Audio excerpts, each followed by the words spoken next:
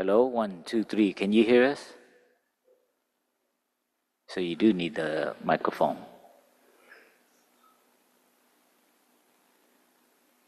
Hello, everyone. It's so nice. We have a screen of all your smiling faces.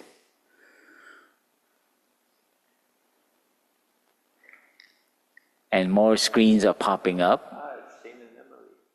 Shane and Emily, you're supposed to be coming over here soon, I think. Wow, so many familiar faces.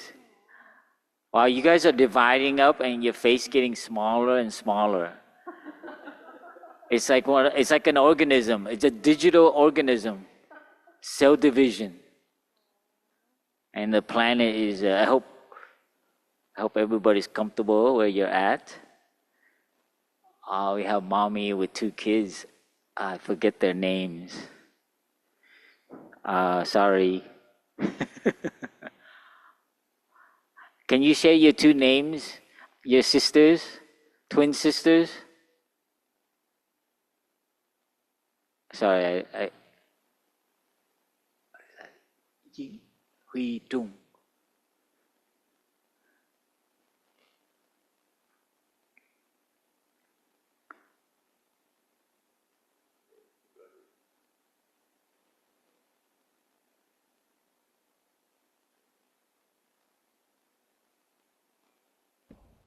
Oh, go ahead. Say your names, girls.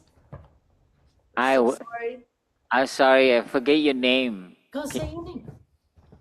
Sorry, yeah. Say it loud. My name is Satori. Satori, that's right. Bow, bow. Hi, Satori. And your sister? Sorry, yeah. Bow. Soriana? Sorry, yeah.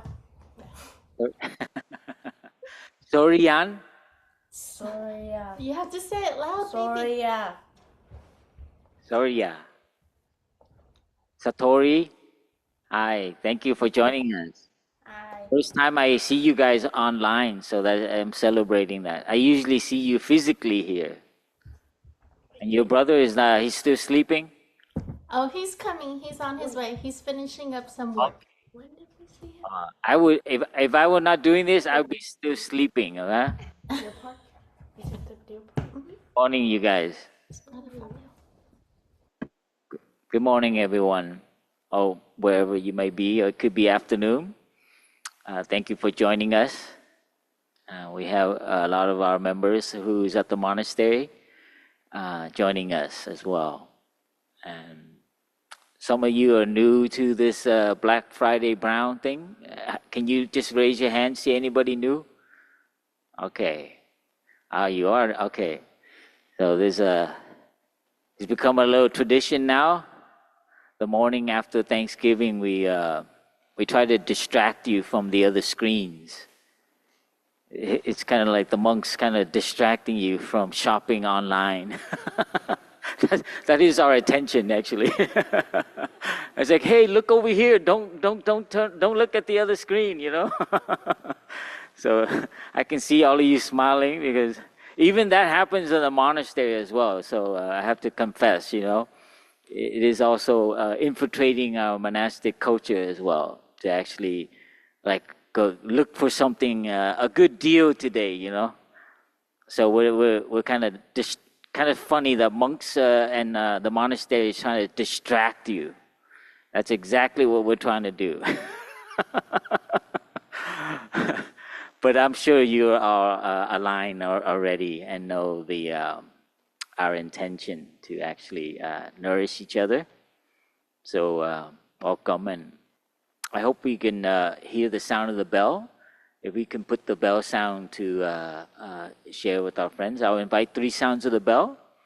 So please see this also as a meditation and not just a usual meeting or something online, but actually really be present with us, okay? So just have one screen on and drop everything else. So this is a new meditation to actually be with one screen and really use this opportunity to be present with yourself and your body. So be comfortable.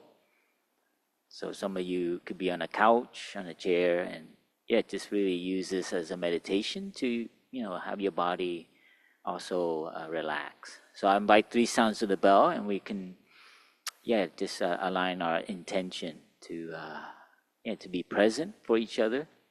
Many places many of us coming from different places, and we're aware that we can breathe together as one organism.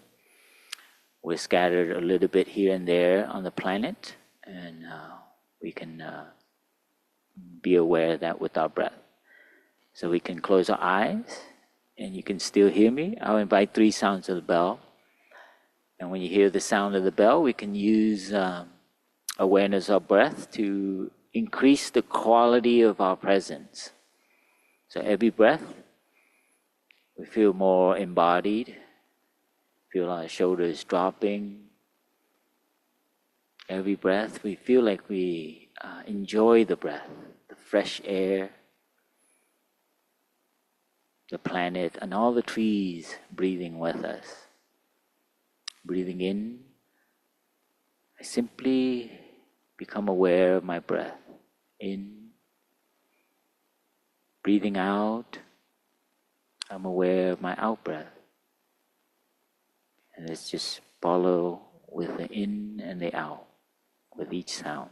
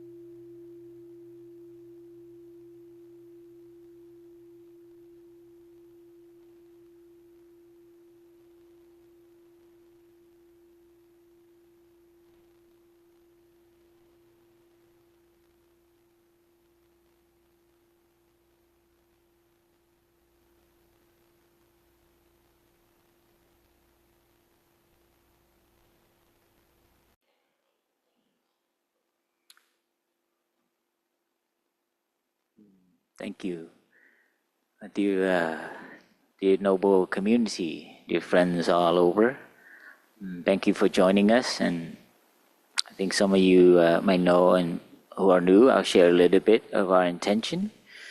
Today is, kind of themed around consumption, our consumerist culture that we have, not just in America anymore, but North America anymore, but all around the world, especially Asia.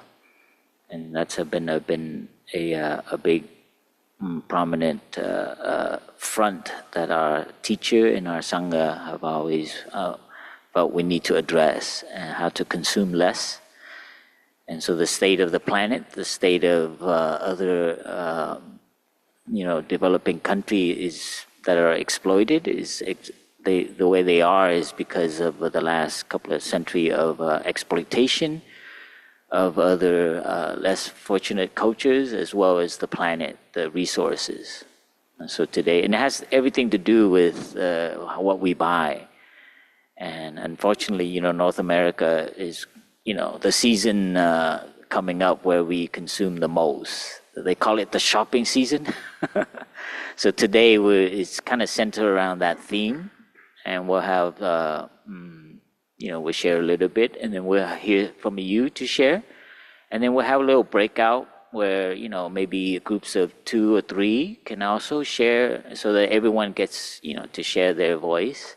So it's a community gathering.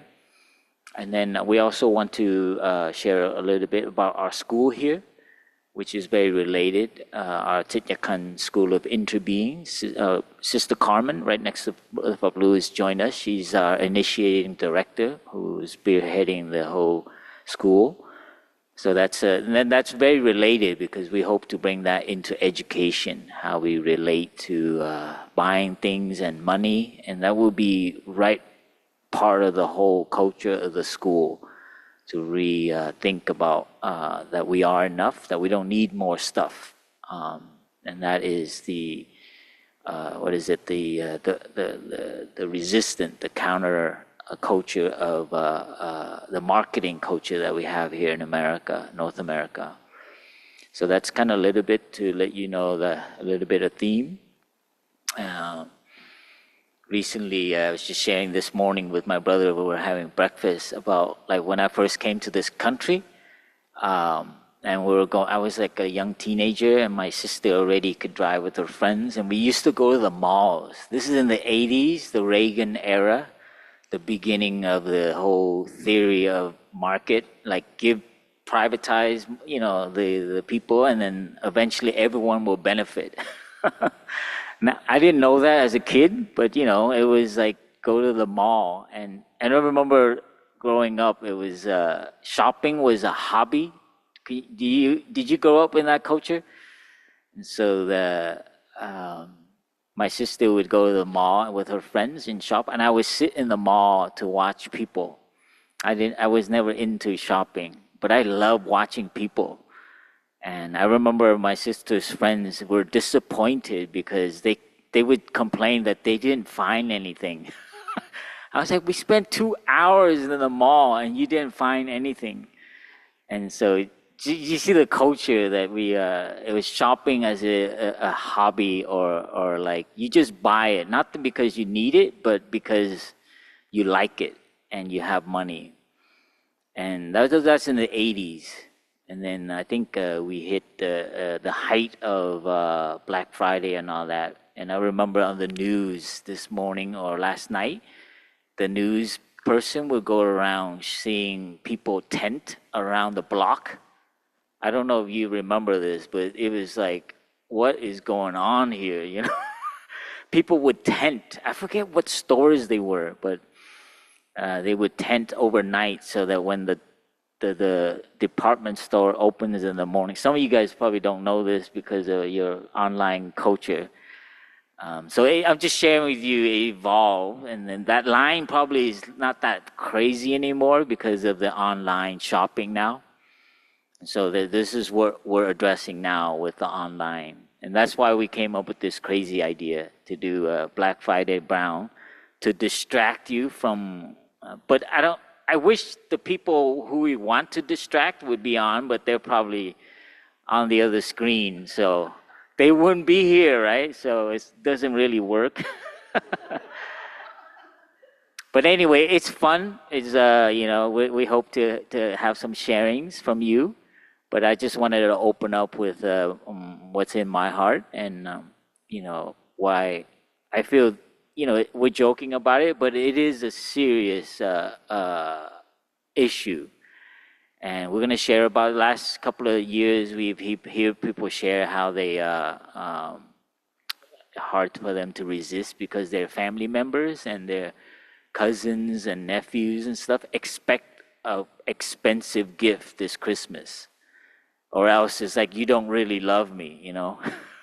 What, you made me a gift? Oh man, they look at you kind of like, oh yeah, thank you.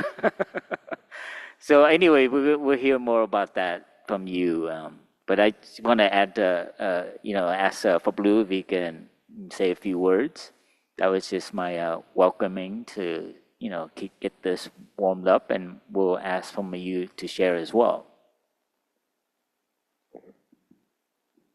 Hi everyone, I'm Brother Fablu, and I just sitting here, you know, as part of this community, I realize it's really our relationships that matter. how we treat each other. And that's what brings that warmth to my heart every day, living in community. And so I was thinking, as Brother Phap Yung is sharing about Christmas for me growing up in the US, I think a lot of us, you get so excited about what you're going to get under the tree the next day. But actually, looking back, I see that it was really the fact that my family was all together. This is a moment, it's like I knew for many hours, my mom and my dad, nobody's going to be watching television, that we're all going to just be sitting around the tree all together. And so somehow, I don't know, out of that love and of the relationship of family has been built this whole structure of a market of buying things as gifts to demonstrate the love that we already feel for each other, that we already have in our hearts. And I think a lot of my path becoming a monk and being part of this community has been to get to the root of what is it that I really feel in my heart that gives me warmth, that gives me a feeling of love, really. And how and what ways does our society kind of warp that feeling into needing to buy something? And that's something that I'm reflecting on a lot in my life, and that's why I'm here as a monk. But I still, as Brother Phap Yung shared, as monks, we still have some money. We buy some stuff. We have to buy underwear and socks, and sometimes people save up for, toothpaste, but also like electric toothbrush. And should I have an electric toothbrush? And then it gets to like, do I need an iPad as a monk or so?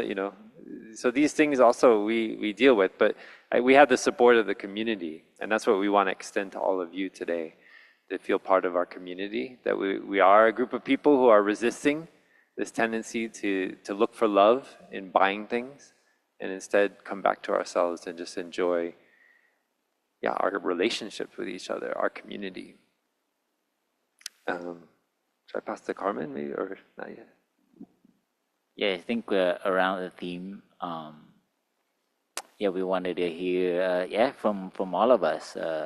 It's kind of like a Dharma sharing around this theme first, and then we can share about the school. It's a kind of open mic. Actually, we want some of you to share what state you're from, or what. And I would try to every year I want to figure out who's the farthest calling in from. We had some from Vietnam one time. Anyone from outside of California? I guess you can raise your hand. Yeah, wonderful. Anybody from the East Coast? East Coast, wonderful. Canada or South America? You have Canada? All right. Any out of this continent, outside of this continent? Oh, where is that? Who's outside of this continent? Okay, you're whoever raised your hand there. Where are you calling in from? Germany. Germany, yes. I love things made from Germany. Just to stay within the theme of shopping, okay? Okay, how about anyone else in Europe? What time is it in Europe right now? It's like 9 hours or something. So you're in the evening, probably. Mm-hmm. Anyone else from Europe? Okay. How about Asia? Anybody from Asia? Okay, so we're mostly on this continent. South America? Southern nation, anyone? South America? Someone raise your hand? Mostly, okay, so how about Canada? Yeah, Myra? Brazil. Myra? Someone from Brazil? Yes. Hello. Which one are you? Just a second. Oh, top corner. Myra, welcome. Viva Brazil. Well, thank you, everyone. I think we can just open mic to have everyone share around this theme, our introduction, and we wanted to hear your voice because it's a community gathering, right? So let's contribute. How are you practicing with this? And just share shortly about this theme about how you're succeeding in resisting the consumerist culture, as well as how you're challenged by it. We shared already in our monastery. We are also being infiltrated with this culture of buying and producing a lot of trash, and we're slowly looking into it, but it is hard. Yeah. So please raise your hand, and our technician will kind of put your screen up so everyone can see. Yes, we have just some sisters joining us from Clarity Hamlet. Thank you for giving us your time and attention for this event. But let's hear some from our friends on the screen. Can you raise your hand? So our prompt is, how are you dealing with this culture in your own life, personally? How much you spend and where you spend your money, and how do you resist that culture? So we have a raise a hand somewhere. Emily and Shane. Hi. Good morning, brother. Good morning, sisters. Can you hear me all right? Wonderful. I think that probably the most direct way that I think of this is making things with my hands. This year, I hand wove a pine needle basket with my class, and the process of doing it was very slow. It took days and days and days, and the children were very bored sometimes during the middle of it. And the result of their basket weaving was so beautiful and smelled so good. And now they're all at home making baskets with their families as well. And this is something that Emily and I have been doing in our own home for quite a while, wherever we've lived, trying to do things by hand and having the courage to even take things that were previously made by corporations and having the courage to take scissors to them and change them to be the way we want them to be. If our clothes don't fit, take the scissors and the sewing needle to them and change them so they're the way we want them, or make them from knitting or sewing or weaving or things like that. You can see just over my shoulder here, with the lovely calligraphy on top, is a treadle sewing machine from 150 years ago, 120 years ago, or something like that. Yeah. And it's still working beautifully after all this time. We're still sewing many beautiful things on it whenever we get a chance. And it's such a pleasure to use. It's so quiet, so peaceful to work on. So that's what your words made me think of this morning. Thank you for holding this event, brothers. This is Shane bowing out. You have anything to add to that, Emily? I was listening to Shane sharing, feeling that. I know you're the more shy one. That's why. So you called me out. Oh yeah, it filled me with a lot of gratitude, listening to what Shane was saying, just because it reminded me of a lot of the skills. I particularly think of my grandparents, like my grandfathers and grandmothers, and like the skills to be handy that sometimes get undervalued. I can see in my own generation, and I feel now how really profound of a gift that was, to see the kind of care that goes into repairing things and fixing them. Like, I'm thinking of my grandmother and grandfather, like sewing the screens on the windows.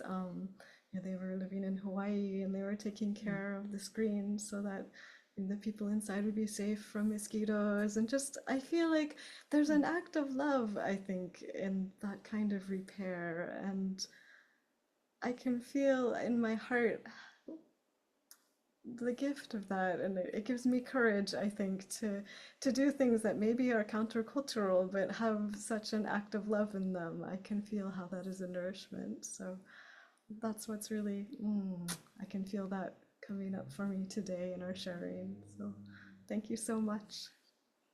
Thank you, Emily, Shane. Just be on the lookout. I hear there's some monks looking to fish you to come live down here at Deer Park. Just be out a warning, all right? Warning. Anyone else? Please raise your hand. Madison, give. Hi. Hi, Falco. That's a tough one.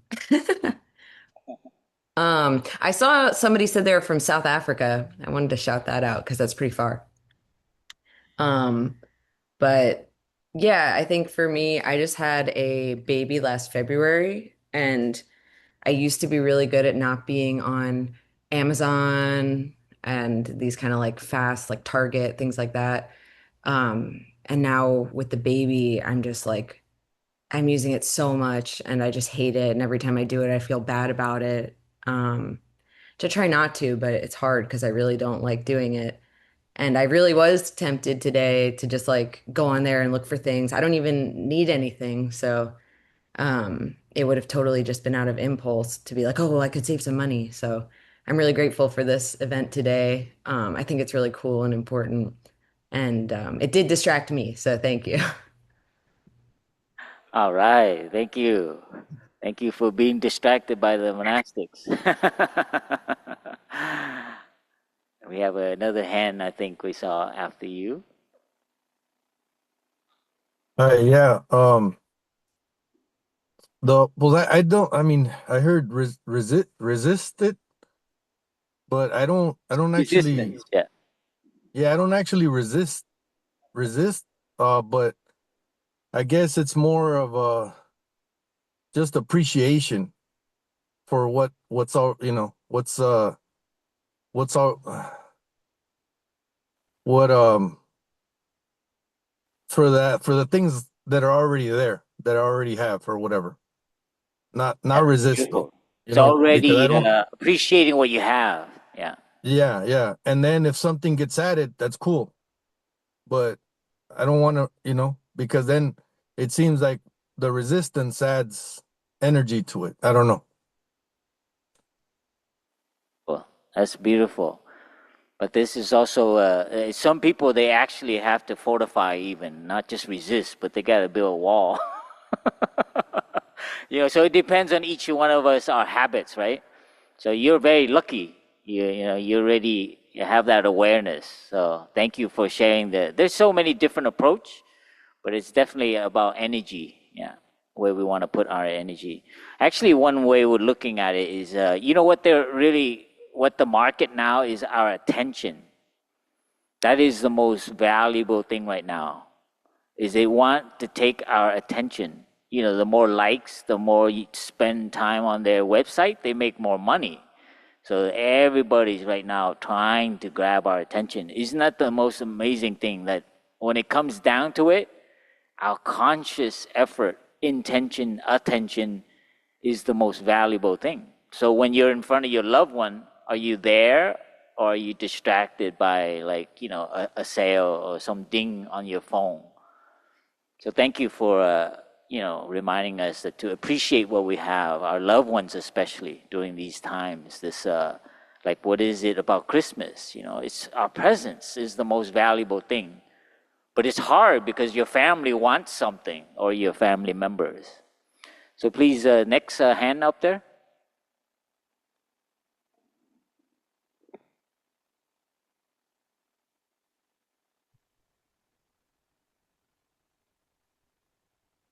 Dear beloved community, Faso bowing in from Qualicum lands. I am trying to borrow is perhaps not the right phrase. Perhaps it's borrow for a small rental fee from places like thrift shops. Finding things that have served others before me and boring them for a um, while they serve us and hoping that perhaps they will serve someone else someday when we're no longer using them. Thank you for listening.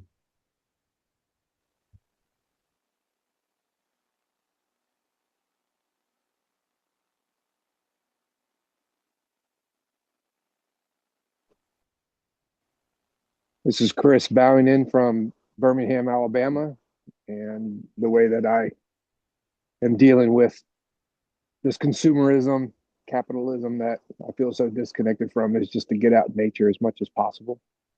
Um, Unfortunately, because of uh, responsibilities, family, kids, and so forth, I'm still a part of this consumerism that I'm not extremely fond of.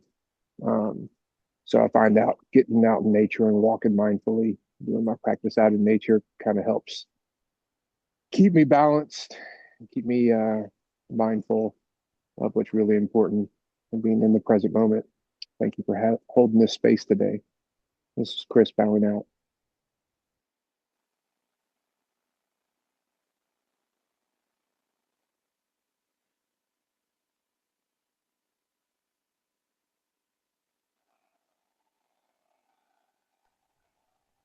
Hello, dear Sangha. This is Tracy bowing in. I will say thank you, as everyone has said already, for having this event. I was able to come to it last year, and it inspired me to try to see if I could spend 3 months without buying anything physical, or at least as few things as possible, and writing down those things that I did.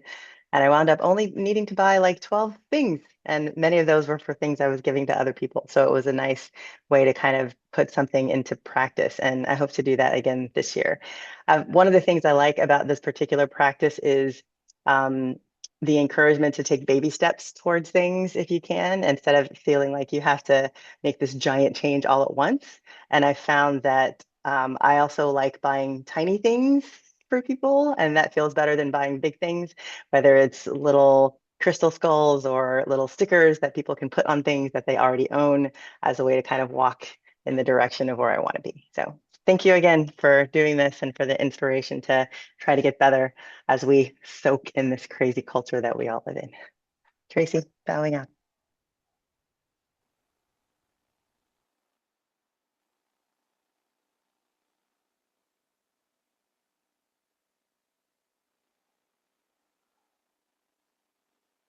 Jason bowing in from Lancaster, Pennsylvania. Um, my mind keeps going to married with children. As much as I try to and have always kind of resisted the consumer culture, one of the struggles that I've continued to come up against is when my children really want something, or spending time with my children means taking them to somewhere or buying them Starbucks because it's what we do on a Friday. And I recognize that I am perpetuating and teaching them the culture of consumerism in doing so.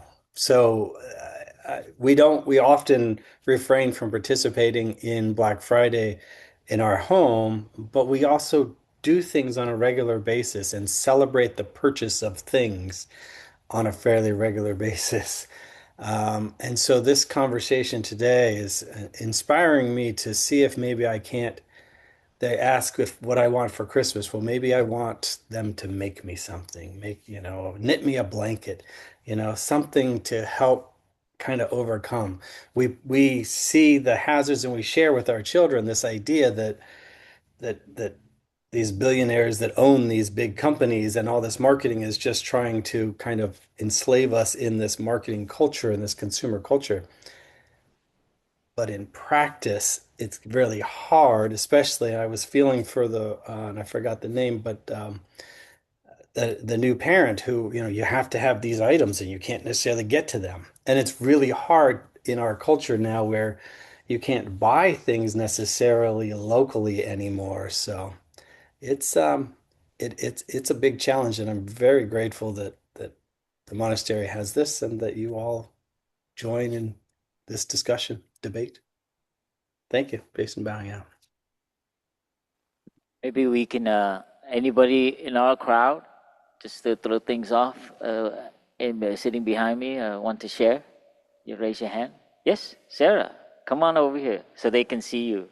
Is that okay?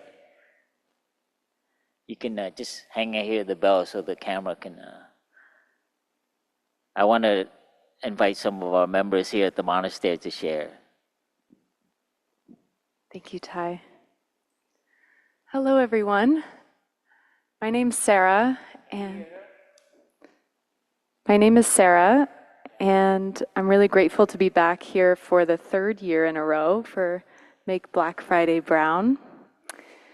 This year, I have been focusing on reducing my use of plastics and buying new clothing. Everything I'm wearing right now is secondhand, and my friends and I like to get together and have clothing swaps where we all just bring our clothes that we no longer want and we swap it and trade it, and it's really fun and social, and we all walk away with new clothing without having to spend any money and without having to spend money on new things that we don't necessarily need. So that might be a fun way for folks to reconnect with friends and family around this time and still have social connection, but without having to buy each other new things. And you can do it with clothing or furniture or whatever, random items in your kitchen that you don't need. And I've also been really thinking and looking deeply at the plastic use and plastics in our clothing and all of the ways that the things that we buy, especially from like Amazon and Target, and they're often made of plastics. So I learned that one plastic water bottle takes like 450 years to decompose, which will outlive us all. All of the plastic water bottles will be here far beyond we will, and that kind of breaks my heart. So just focusing on where I'm using it and trying to, use a reusable water bottle. That's it for now. Thank you. Thank you, Sarah. That's that triggered me to think of the monastery will have a little building where people can bring their stuff up, be like a little free market. But I have a feeling that would be bigger than this meditation hall. Everybody bring up their stuff. Anyone else? Or else we have two more hands on the screen, and then we can move on to next section. Kristen.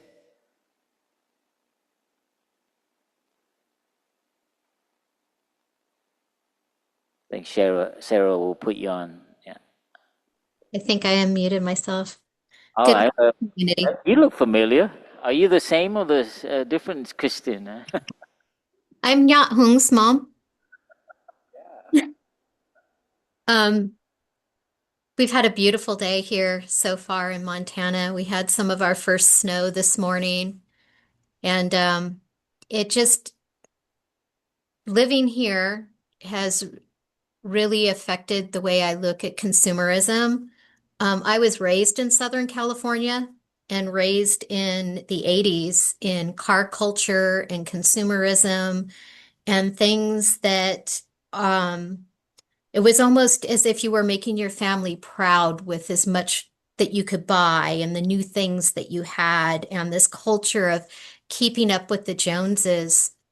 And I moved to Montana 30 years ago, and that still was part of my thought process. And over the last few years being in this practice, before coming to this practice, but really over the last few years of my adult life, really changing that perspective. And I run into somewhat of a difficulty sometimes with my parents and the way they raised me, that what you can buy and what you can consume, and having the latest, greatest, and the newest thing is somehow an indication of who you are as an individual and whether or not you're worthy. And I think that that might be part of my generation, but I've really had to do a lot in myself, working in myself to get past that and embrace what's really important to me and the legacy I'm leaving behind for my children. And it's been a real process of growth to get past this. And I'll give you an example. I purchased a car 10 years ago because I really needed a car. I live 5 miles out of town, and there's no way for me to get into town or to my job. The nearest bus is 5 miles away from where I live. And so in the snow in the winter, you really need a vehicle. And so I purchased this car, and my car now is 12 years old, and it's got a lot of miles on it. And I got a permanent registration on it, which is something you can do in Montana if you're going to use your car until it dies, which is what my plan is. And my car's been having issues, and it's been breaking down, and I'll buy parts and I'll learn how to fix what I can myself. Or I have a friend that's a mechanic that I'll give a little money to keep my car maintained. And when I talk to my parents about this, especially being raised in Southern California, my dad's just, oh, your car, you should replace your car every 4 years, every 5 years. You need a new car every 5 years. And that's exactly how it was when I was raised in Southern California in the 80s. Like, your car gets to be 4 or 5 years old, you need a new one.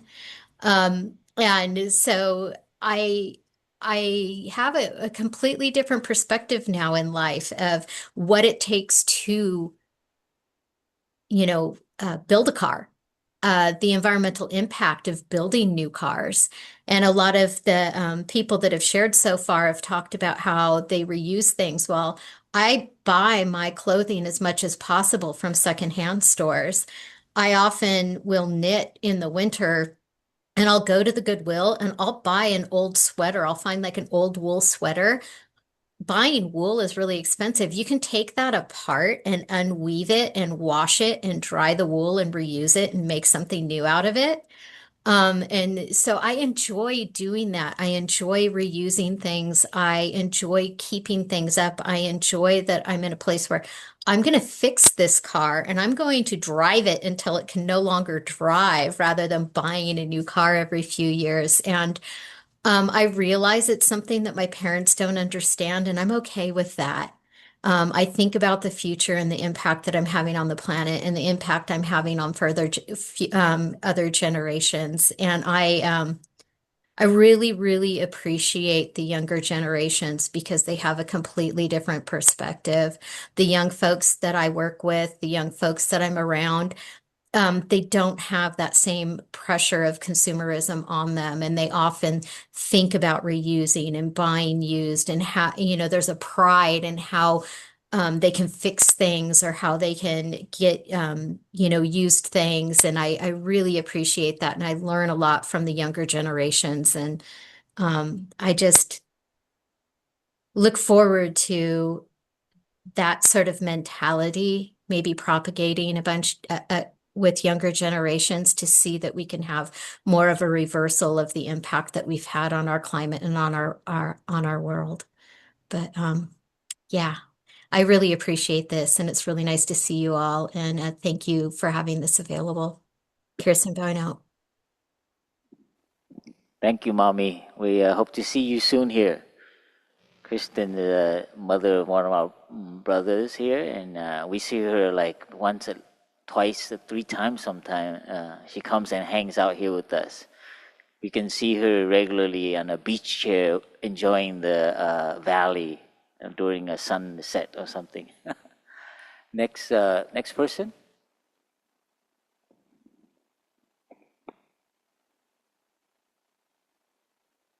This is Ruth bowing in from Northern Virginia. And dear Sangha, I heard about this today from one of our Sangha members in Virginia. And when it first opened, I thought, "Oh, what do I have to contribute?" And then I thought about what happened to me last week. And what I try to do is not to buy online, anything online. I want to go where somebody has a job and they're working. And I needed to make a couple purchases. So I went into an actual store, bought it. I had to have my head shaved, and I was going to do it myself or have my partner do it, but I would have to buy the shaver, the electric shaver. So this was the dilemma. It's like, the only place I can buy this electric shaver easily is online. I don't want to do that. Ah, there's a barber. There's a barber down the street. I can go to the barber and pay the barber less than it costs to buy an electric shaver, and he's got a job. So I sort of think of things a little differently around that. And I also have parents that were raised in the Depression, and my dad was quite poor. So it's interesting because we didn't have a lot of things. And what we did have, you like learn to take care of it and try to, extend the life of it as much as you could. And so I think that a piece of that mindset is still with me. And I like that. I appreciate what I have and I want it to last as long as I like it the way it is. Um, but yeah, I wanna go where people are and I can see them. And that's important to me. So thank you so much for having this today. Ruth bowing out. Thank you, Ruth. Yes, we're going to segue into another part of this gathering this morning. Um, so I just wanted to call out also that, it is a very, how you call it, I hate to use, I don't know what other better word, but it's a privilege to even have this conversation about spending money or not spending money, because I think of when I was a kid, my mom had to hold two jobs. We're like refugee family. She had to raise four kids. My dad was struggling to find a job. He didn't understand English. And I remember a cupboard in the kitchen where my mom would like save all the coupons. And we were going week by week, she's trying to budget how much money she made so that she can have enough food for us. And she would cook for four of us, and we couldn't afford to buy lunch. So this is just to raise awareness that actually people having to buy things is stressful, and because they're very it just shows you the economy, the society that we live in, where it's actually very how do you call it, not equal, right? And that people actually look forward to Black Friday to get the deal because they have this survival. And so I think of all the mothers and fathers and families who actually depend on the sale day, even though the companies are not losing any money. But I just think of all the families who are not as in the place of that we have a choice, not to spend money and get a better deal. And I remember that cupboard very well. When you open it, it's like the coupons are already well kept. It's like a money pocket. My mom will go through and to see what we need to make sure there's not a coupon in there. So it just moves me to know that there are families struggling, and today is stressful for them because they're trying to get their best deal. So I don't want to say it's all bad, but I know that, in terms of that our society is structured in such a way that it's not equal like that. So I know that people do depend on getting a deal and not to make fun of it, because actually it's their survival. So I think that for my mom and all the families out there who have to raise their child single-handedly, right, because of divorce and so on, that they actually need to budget their their money like weekly and monthly. That's crazy. So this conversation, I just want to have a call out for that, and not to just make fun about getting a deal, because people depend on that, and so we're very lucky to be in this position. And now we're going to move on to, this is also a shout out for the school, which is related, because we want to bring this culture into our school, the Thich School of Interbeing, and we want to share this as good news. Every year, like last year, I had some products I made that I wanted to, I don't know if you were here, but I wanted to sell to you, like homemade products. You remember some of that? It was like one that can keep your eyes open, so for meditation. And I had a speaker that helps you listen better. You can listen to two people at the same time. So it's make fun of all the products that are coming out. Some of you probably didn't get that. But this year we have school as our good news and our fun. Thich School of Interbeing. And before I introduce you to Carmen, who is our initiating director, I want to share with you a video to inspire you and to have you feel a little bit of the spirit of our school, which is very related to this. We want to create a school where children grow up and spending money and wanting physical things is not part of their psyche. Play, creation, hiking, taking care of nature, cleaning up, picking up trash will be their culture. Can you imagine like elementary school, high school, that is the culture. And so this is our aspiration, and you'll hear more about that. But I wanted to share this video for you as that kind of quirky segment of our gathering.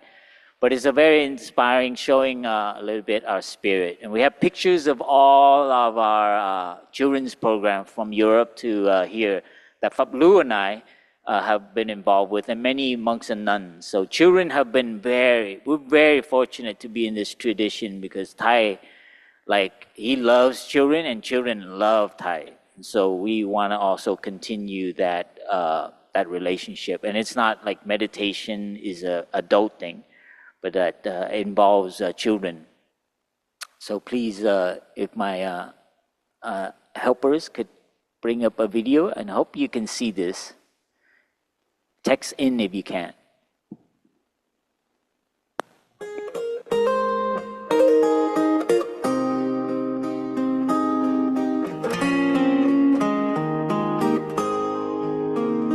Here in this place of morning light, children arrive with hearts so bright, joy in their footsteps, laughter in the air, a school where love and learning share. No race to run, no need to compare. Each child blooms in their own time, held with tenderness and care. We are one, we enter our shining like the morning star. Hand in hand we learn to see a world of love and harmony, walking gently on the earth, growing beauty day by day. We are one, we enter our, and this is our joyful Feels good.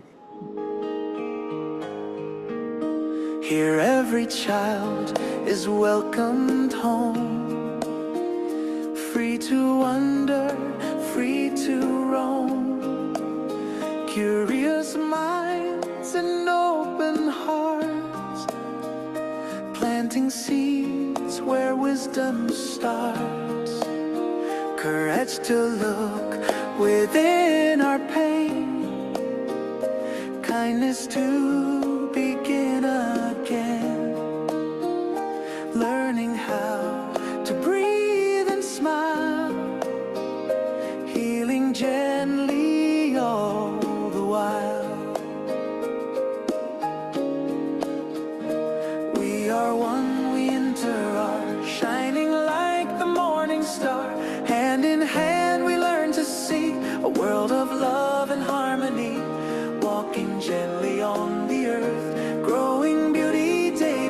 day. We are one, we enter our, and this is our joyful way.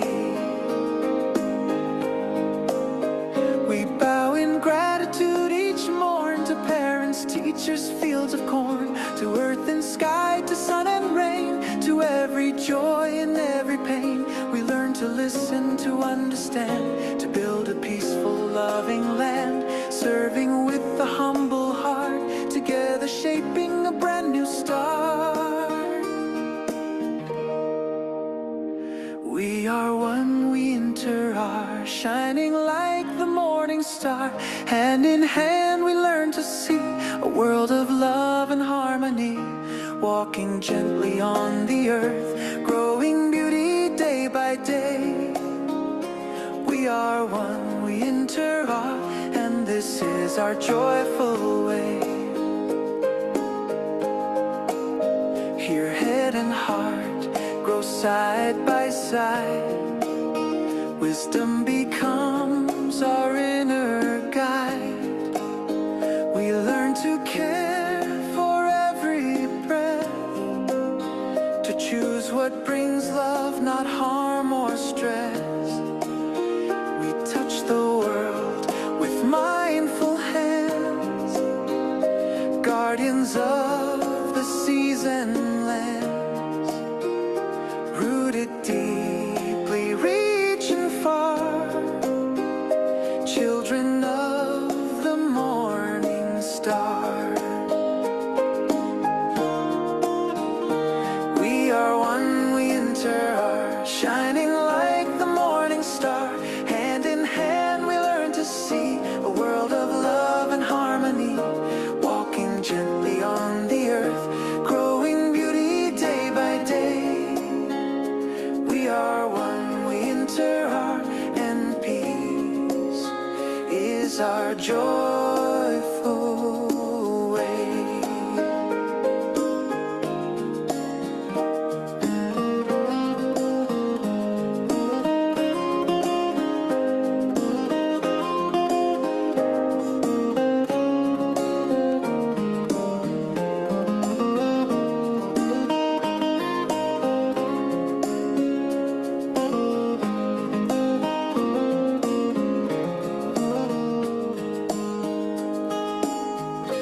May each child find a true home inside.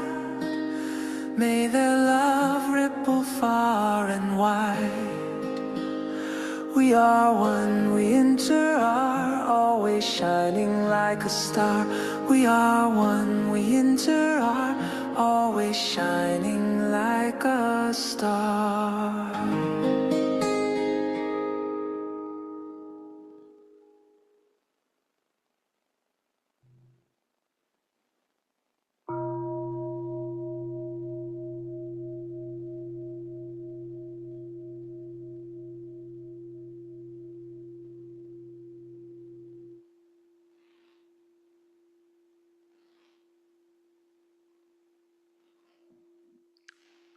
Thank you. I hope you were able to see and hear that.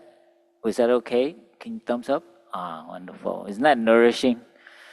Yeah. So, as monastics, and I think as practitioners, we're not here just to enjoy the practice, but we have to help make the world better for our children. That is the tradition that we're in, engaged Buddhism. So Thai, his whole life has been dedicated to make the world better, a peaceful world. It came out of a war, but I think a part of his life, all throughout his whole life, was to actually involve education and to create a new culture. And it starts with schooling, because that's where young children get, how do you call it? I would say brainwashed.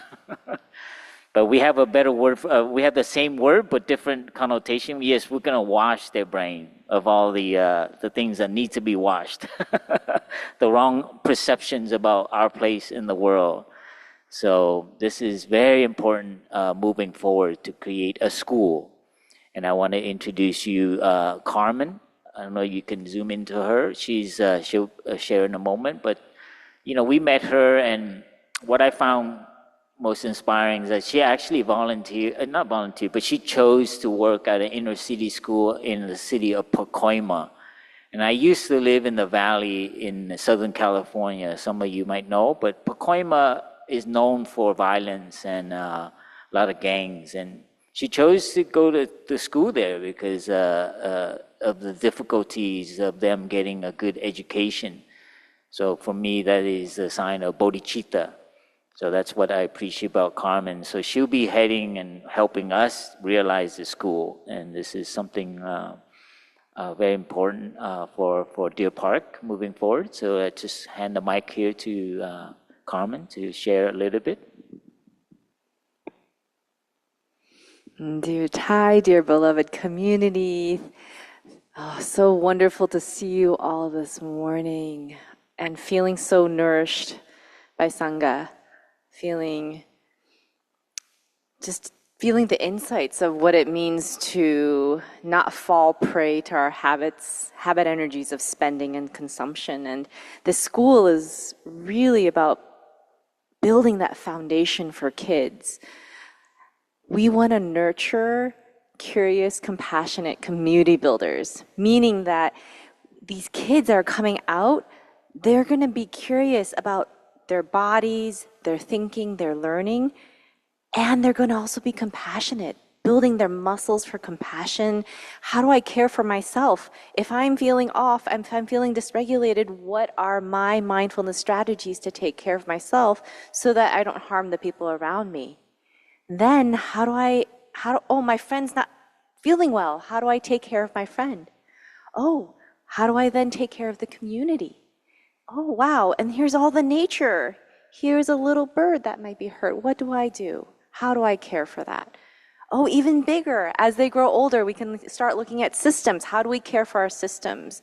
So what we're envisioning, what we're naming here, what we're calling forth is a different way to live, a different way to grow up, a different way to bring forth a future that is not stuck in consumption, that where our kids will not be trapped. Or that if they're trapped, they have the skills to be able to figure their way out of it. And then in terms of the schooling, it's going to be very practice-based. We know that Thai is a scholar, and that his learning and the academics wasn't separated from his practice as a spiritual being. And that's what we want for the kids, that the learning is alive. It is about hands-on projects. It's about going to the farm, and it's about working with the elders. We're also envisioning an elder community here as well. So can you imagine at the farm, there's all these plants growing, the kids are having their hands in the soil with the elders right next to them, and they're telling stories to each other, reading books to each other, nourishing each other. We say that the school is not a school with a mission. It's a mission with a school. That we just happen to be part of bringing forth a new world, a new way of being, that we all know in our hearts that there's different ways to be. And as my experience in Pacoima, I just saw and felt how intense the structures were pitted against my students, that they had to overcome so much because the system put this huge mountain in front of them so that it was very hard for them and then myself and people around there to thrive. And so we will, we are co-creating the school together on top of Thai's work, on top of so many people in Wake Up Schools, on top of all the beautiful community, and we're doing this together. So you being here today, you hearing about the school, if you know families of K through 5 kids, we're opening next fall, and our website is tnhschool.org. Once again, tnhschool.org. Look us up. We have this beautiful new website, and we're also building our ability to fund all students. So we believe in accessibility. We want to create scholarships. We are an independent school, and so if you're able to gift or share with people who might be able to gift, check out our website, tnhschool.org. Thank you so much. Yeah, so thank you, Carmen. This school is an experiment. We don't know where it's going to go, but we know that the children's programs that we've been having here at Deer Park and in Plum Village, the teens programs have brought so much reconciliation to the families that come. Every year when we open for the family retreat, it's like 2 or 3 times oversubscribed. So we've had to do, has anybody there on the call been blocked out of the family retreat because there was no more space? Yeah, so we see there's this huge need, and in Plum Village is the same in France. I think we have 3 weeks now of summer retreat, and it's more than 1,000 people each week. And so somehow this healing that goes on with the practices of beginning anew, we created the Happy Farm, so we haven't talked much about that, but in Plum Village and now here at Deer Park, we have an organic farm, and part of the children's program has been bringing the kids. We could barely schedule all of the kids groups from all the different hamlets in Plum Village to come and be on the farm, because they just love when we reach down and pull up like the leaves of the potato plant, and then the potato comes out of the ground. They're like, wow, they've been eating French fries their whole life, but they don't know that the potatoes are in the ground. So that moment is just so precious, or picking their own tomatoes off the vine and eating them. So that's the spirit that we want to put in the school, is not have it only be a week in the year, but actually something that not only the kids sign up for, but the whole family signs up for. So when we interview, or as we begin now to interview families to be part of the first cohort, we won't be just concerned about the kid, but whether the families are committed, all of them, to practice. Because I ran the children's program for 8 years in Plum Village for French and Spanish and Italian kids, and it just really disheartened me every year. I say, well, how have you started practicing beginning anew? That's the practice of deep listening and loving speech that we have for families and partners. And they say, no, Tai, we haven't done it since last year when we were on the family retreat. So I saw that we need to do something that's more year-round, that we're really supporting and reinforcing the practices that Tai gave us, the breathing room in the home, beginning anew, learning to even practice shining light like we do in the monastery, where we're able to air our perceptions, the things that we hold inside that we're not comfortable to share about with our family and others, so that there can be circulation, right, in our consciousness, and we don't get stuck and get in places of anger and hatred and splitting the family. So anyway, I'm just so glad that Carmen's here, that this group has come together over the past 2 years, and it's one thing I will say, just to emphasize what Carmen already shared, is that this is an independent school. And that means that the families who come will be paying some kind of tuition to go to the school. And a big reason why we're raising funds for the school is to be able to really make it accessible to all the families that want to take that huge risk and move here, near the monastery. We'll have some local folks join the school, but I know a lot of us families that want to find a living situation, and just so that their kids can grow up in this school. And so, some of us are out there and we have some funds that we would really want to put in a good place. And I think the school is a really safe place to build a future for these families and kids that will really be models for what it's like to live as a family in the 21st century. Yeah, last week we had our first family, circle sharing. About 10 families came up, and we were in the yurt and we had sharing, and there's just a lot of tears to hear parents share about their anxiety, their fear of sending their kids to a public school, or like have children who have special needs, and then the advice is to get them medicated, and just hearing the mother cry like that, it just like moves everyone to know that we need to find a different system where we take care of the children and nurture them and not medicate them. Anytime there's anxiety or they get labeled something, it always comes with some pharmacy support. So this is something we have experienced. I've done children's program in America for like 8 years, for Blue for 10 years in Europe. So we've seen so many what education does to our children. It's a shame, and I've seen children when they're toddler to like 2 years old, 3 years old, they're curious. Their innate nature to learn and to explore and to ask questions is already there, and that can continue.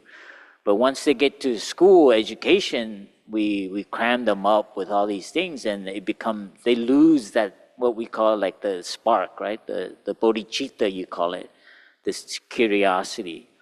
So our school is trying to create that kind of culture to respect the child and their innate exploration, right? As well as the challenges that will come up from their ancestor, their habits, their character, and how to adjust to that and to discipline that in a way that has compassion and a nurturing energy. So there is that truth as well. As we raise the school, there will be, children and so on, but to respect that. And so it's a way we're transferring how monastics are trained into the school, which is a lot of compassion, but also a lot of disciplining so that the child also knows how to not harm others with our action and words and so on. So that's our vision, and that can only be done with community. That's the point of community. So the school is, we have a property now that has been donated, and it's right down at the foot of the Deer Park. So it will be immersed in community. It was right across from a happy farm. So every child will grow up and know how to farm. Can you imagine that? Every child will know how to recycle. Every child will know how to, take care of a human manure. Sorry, that's like, wouldn't that be cool? Wow. Black Friday, yeah, make Black Friday gold, yeah. Sorry, it's quite a thing to kind of accept. Every child is going to know how to hike up the mountain and not be afraid of the dark. So we will have like hiking in the moonlight. So every child will know, where water and earth and so on. And they, my vision is that when they hit high school and graduate, that young teenager will not exploit or harm anyone. Can you imagine someone like that? That's how solid they will be. They know when they hurt someone, and if they do unintentionally, they will know how to apologize, right? And that person right there cannot be fooled. So they will be fully trained in mindfulness, that they will not be fooled. That is the vision of this teenager, and they will know how to take care of their suffering and know what is true happiness. That means when they are suffering, they're sad, not to be ashamed of it, to actually be okay with it. So that is our vision. That is our North Star for moving forward. And that's how we're going to affect society. So I just met with the architect and Angela, who's also volunteering to help. She's this morning. And so we're in the process of finding funds for renovation. So it is... it's quite, we're planning to open fall. So next year, are we next year yet? No, are we already next year? Yeah. Next year, fall. We're kind of in fall right now. So about next year. So it's quite, you don't think we get stressed. Monastics do kind of stress, but we know how to stress mindfully. They're like, yeah, everything will be okay. We trust in the ancestor, So that's how we transfer our stress. I'll let the Buddha take care of it, But anyways, joking aside, it is, if you have families, you have people who have, how do you call it? What is it? The means to support good cause. So this is a fundraising call for you out there, and other families who are looking for impactful things. So the way I see it is the monastery is the equalizer of the inequity in the world. We take donation and then we give it back to people and to children and to the next generation that need it. So in a way that has helped me not be ashamed to ask for monetary help. So if you feel like you have the means, whether it's $10 that you're going to spend on a piece of item that you don't need, you donate to the monastery, because it all goes back to the universe anyways. Like Mina said, we have a laundry mat here, just in case our resident don't know. We have a box of coins. So you take the coin, you put it in the machine, and you and the next person. So it's like free, but like no, some people don't know where the coins are. And then Mina, who's helping with the school, found out that that's our system, and I was like, "Wow, really? That's your system?" But she had a whole breakthrough, and she said, like, the coins are there just to serve, and that, you know, it's not like the most important thing. The most important thing is for us to live our lives.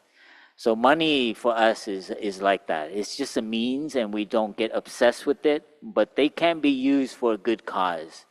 And you can get nice, new, fresh clothes, and then you can be fresh to go out and help the world. So anyway, she wrote a beautiful article about that.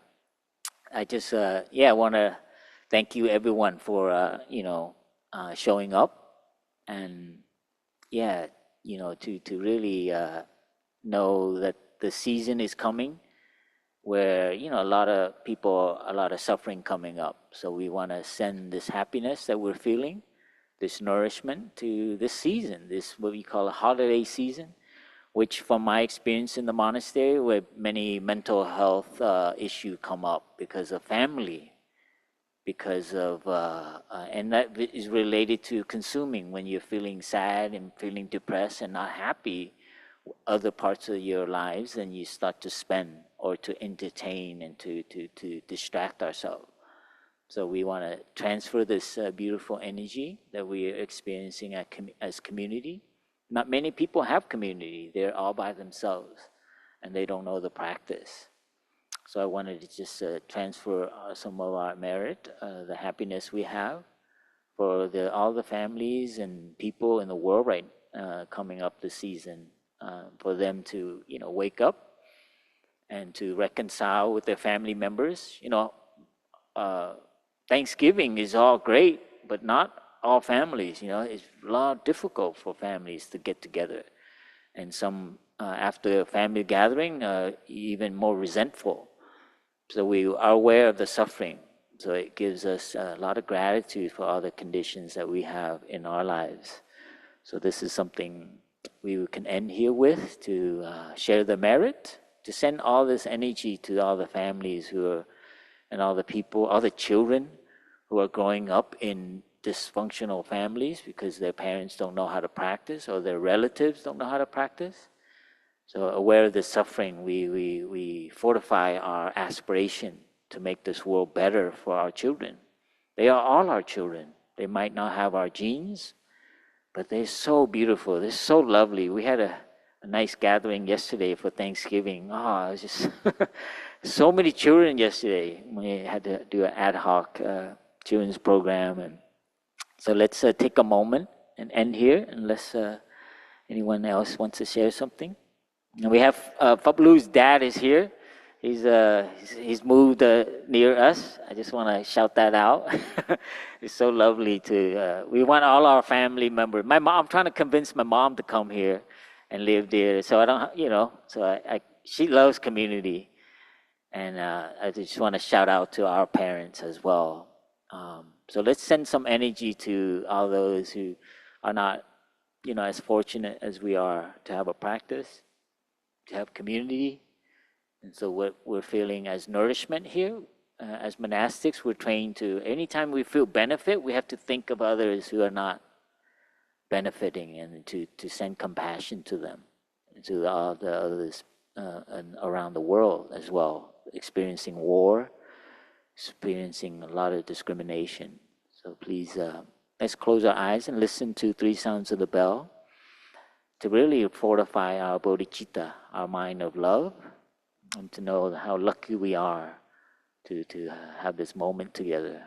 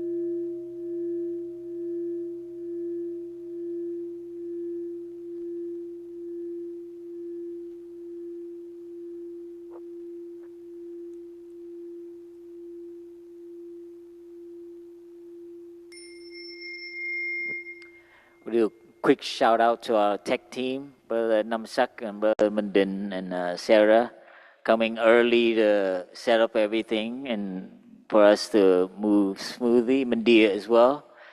Thank you, brothers and sister. And please enjoy the rest of your day, your week, and we'll see you soon. Please stop by Deer Park, okay? Bye.